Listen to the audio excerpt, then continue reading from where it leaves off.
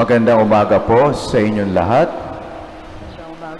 Today, we celebrate the exaltation of a sign that every Christian considers a mark of victory, the cross.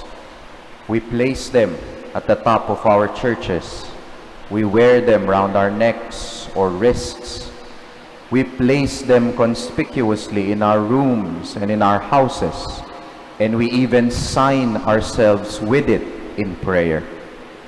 Who would have thought that a sign that was once feared and a blood-churning form of punishment is now transformed into a sign of hope, a sign of freedom and life for those prisoners of sin and death? But not only a cross, but who's in it?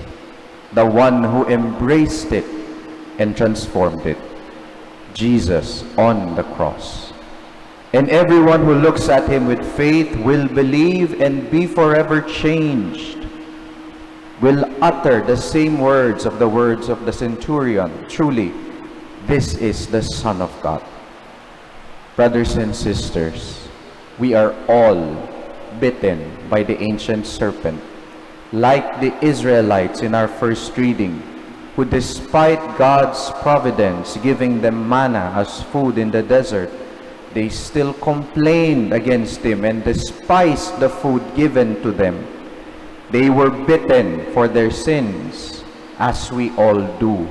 And a bite from the serpent is excruciatingly painful and a sure and slow death. But through God's loving mercy, he will conquer the serpent by raising up high the sign that will conquer what it has wrought upon men, which is evil and death. This sign of victory will not only free us from sure death and misery, but will also, ironically, mock the enemy by using the very tool the enemy used to condemn us, and transform it and make it his own.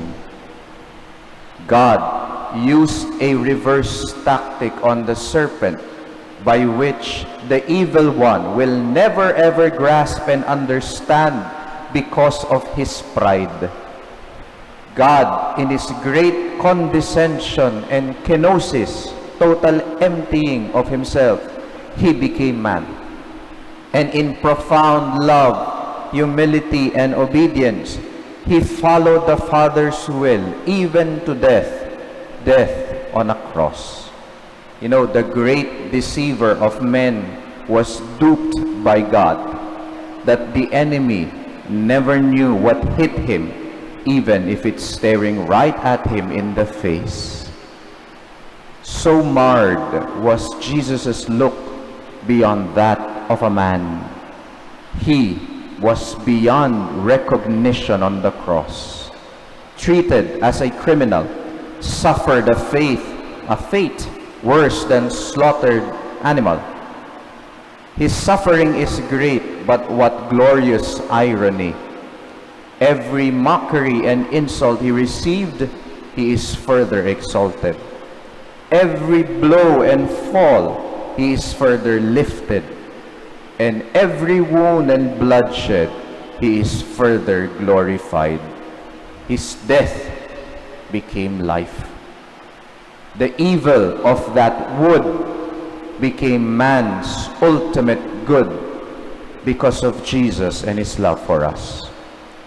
That is why whenever we look at the cross and see Jesus crucified, marred beyond recognition, we do not see defeat, but victory.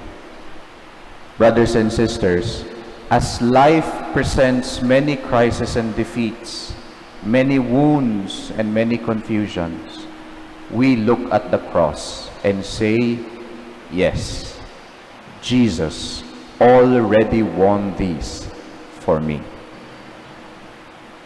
Amen.